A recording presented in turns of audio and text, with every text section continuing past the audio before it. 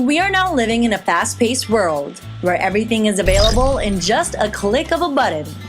If you want to be updated and in the know on what's the latest, hottest, and upcoming products that will change the way we live, catch Brand TV, your one-stop television show. Brand TV is your weekly tech and lifestyle program that features products, personalities, places, and events that are currently creating an impact in the market today. Hosted by Bianca Saldua and Robert Tan. Make it a habit every Saturday from 9 to 10 p.m. over Global News Network.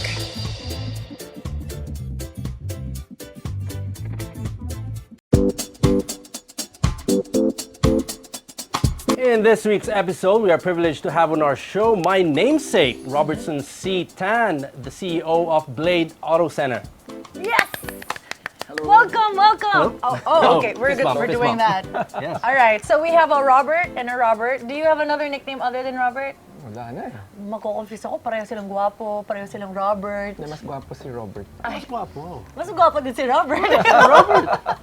Okay. So again, thank you so much for gracing us here at our show, Brand TV. And we have so many questions that I'm sure a lot of our viewers have questions for you too. And one of them is, how did your company start here in the Philippines? Well, we started in 2004 at Market.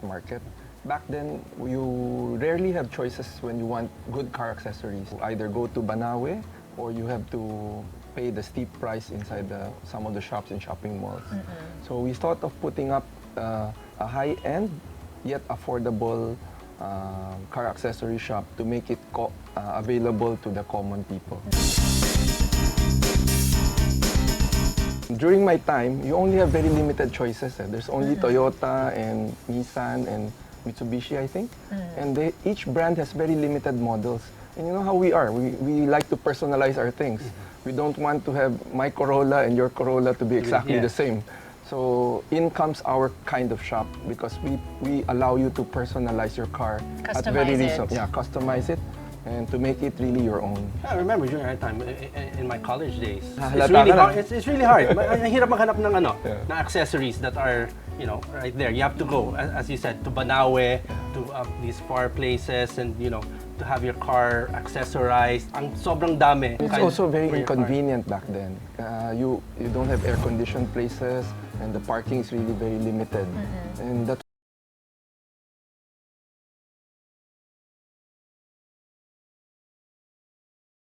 of parking slots per outlet, and we have uniformed personnel who are properly trained so that you as a customer won't be afraid to leave your keys with us. And because cars are really a major asset of every family, and we were able to build a reputation wherein people can trust their keys to us.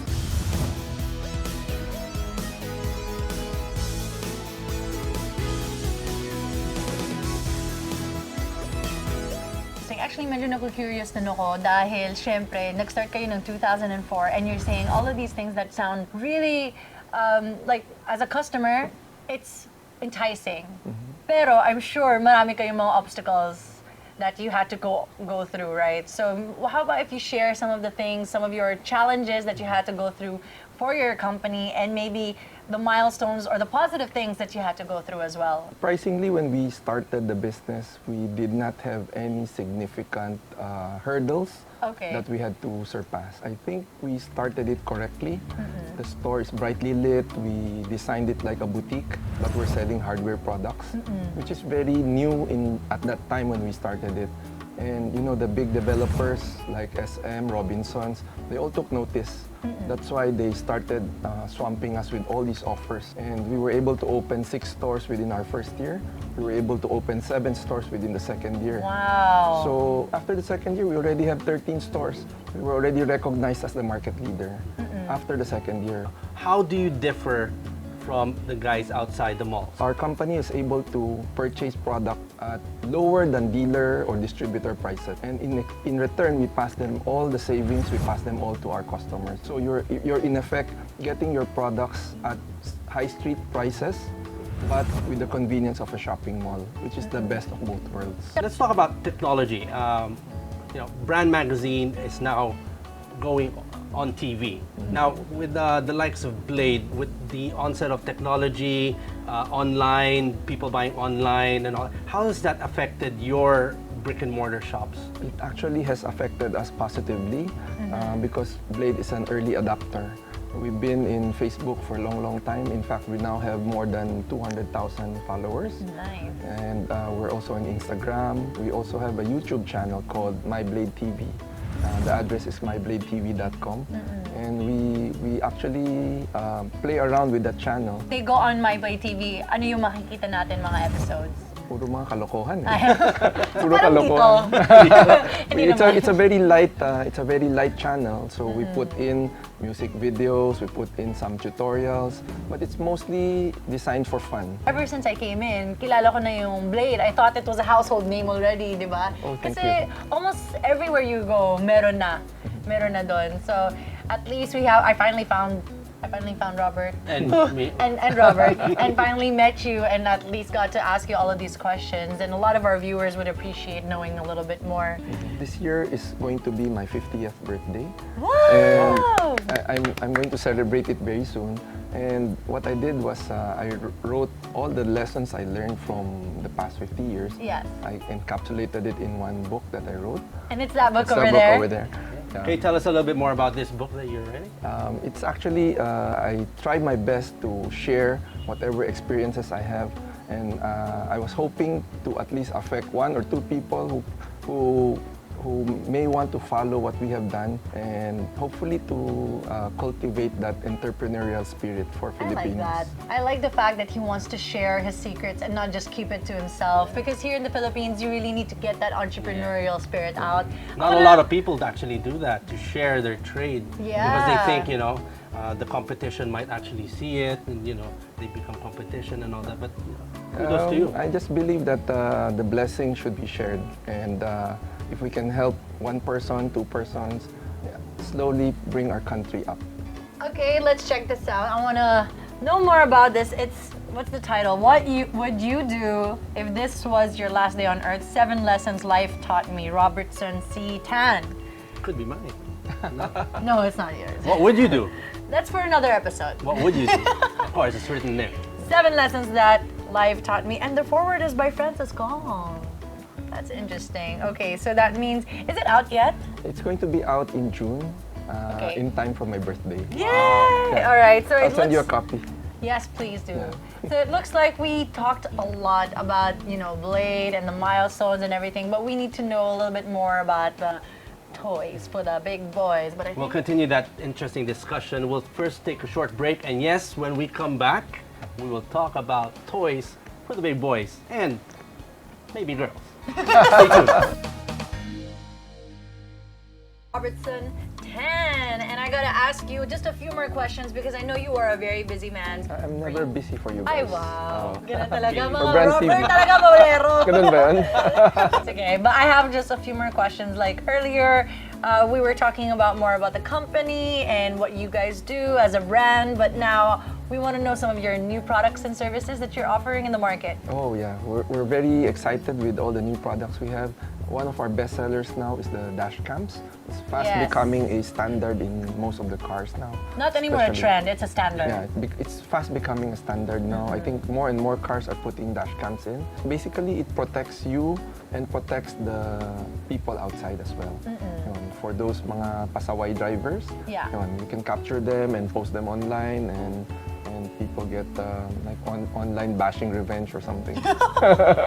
Okay, and it's also And perfect a lot- for evidence, Yes. diba? A lot of that is actually posted on Blade TV. Oh, okay. We post a lot of customers post their videos, private messages to us, and we post it on Blade TV. Yeah, we've been seeing a lot of that on Facebook, and a lot of those. It's been shared a yes, lot of been shared a lot. times. And that's one way of getting people disciplined, because if you know that you will be recorded, you tend to not cross that line anymore. You tend to not Yeah. pass that red light anymore, and somehow it helps in the discipline of all the drivers as well. Okay, so that's one of the products that are in right now. Yeah. There's also one more Z. Ano? The tire pressure management system. Okay. It's actually four valves that are connected to your tires, and it tells you, there's a sensor inside, and then it tells you what's the tire pressure right now of your wheel if you're already operating at a less optimum pressure. Okay. You know, the tires normally has to maintain like a 30 or 31 psi, right? Now, if you go below that, then you're burning up more energy to move your car. With the tire pressure management system, you will know that certain tires are deflated. Then it's a signal for you to go to the gas station. So you can check it before even having to go to the gas station. Before you have a flat tire, you already know in advance. Okay, that's perfect. And it helps in fuel efficiency. Mas mahal ang gas kahit bumaba yung presyo, mahal pa rin How fast is the turnover of technology? Yeah, we all know, doing the inventory of in your shop with all these accessories, but with technology moving fast, like. Actually, it's the first time I heard about that tire management system. That's a good thing to use in the car. Unlike the mobile phone, car technology does not change that fast actually. Whenever big European companies like BMW, Mercedes-Benz, they come up with this technological advancement, all these advancements will last you like 10 years, 20 years. And like you remember before when we were driving car, there's no power steering. Now it's already a standard. That's how car technology is. The developments come in a big way, but the developments stays for a long They're time. impactful. Now, having said that, final question of the day: how do you see yourself 5 to 10 years from now with all this technology? Do you actually see cars flying in the next 10 years? Hopefully, but I don't think in my lifetime I will see that. Maybe for my daughters. But like for the company, since it's been growing really, really quickly for the past how many years? 13 years na ata kayo, right? Yes, we So in another 5 years, going to your 20th years in the Philippines, how do you feel will change for your company, or what do you see will be happening in the next 5 to 10 years? Blade right now is already nationwide. We have stores in Cebu, Davao, Zamboanga, and even General Santos. Within the next 5 years, we're looking at filling up all those, moving closer to all those customers that are not within this circle.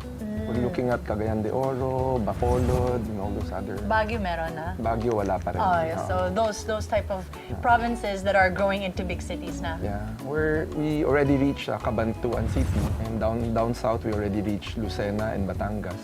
So we're looking at expanding the network to make it closer to the So customers. you really see a lot of demand for accessories nationwide. We somehow have developed that reputation, so people actually just come to us, and we just want to move it closer to those customers to make us more accessible And more convenient for and them. more convenient. Actually, it is very convenient in the mall. Yeah. I can go in and my kid will go to Clippers. Don't mind me, buy accessories for my car. Okay, so since we were able to ask all of the questions that we wanted to ask you, do you have any message for your loyal customers? Well, a message for our customers. I'd like to thank all our customers for making Blade the #1 car accessory in the country. And I thank you all for your support. And please rest assured that we will continue to search the world for the best products and make it very affordable for all of you to make car accessories and modifying your car to be very accessible to everyone. Okay, thank you very much, Sir Robertson, for joining us. Thank you Very for the interesting invitation. Thank discussion. you. Thank you, Z, for the And thank you for being so consumer-based. I think Yes. that's the word that best describes. And also giving what he's learned in the past years in his business and giving it out in his book. Yes, that's Coming true. out in June, on your June. 50th birthday. Yeah. So- It will be distributed by Brand Magazine Group as well. Okay, so that means if you want to learn more about that, you have to keep watching the show. Yes. Maybe we could give some for free, Of course. like a competition or something. Sure. Okay. Let's I'm do just that. putting things out there. So if you wanna have more things to look forward to, well, the next episode is about some fashion tips that we can give you, especially if you wanna dress to kill, like what I'm wearing, like girl. And also, watch out for an exclusive interview with Mr. and Mark Andrew Chiang, Managing Director of Star Corporation BYD, Build Your Dreams Philippines. Watch out for that in our next week's episode of Brand TV.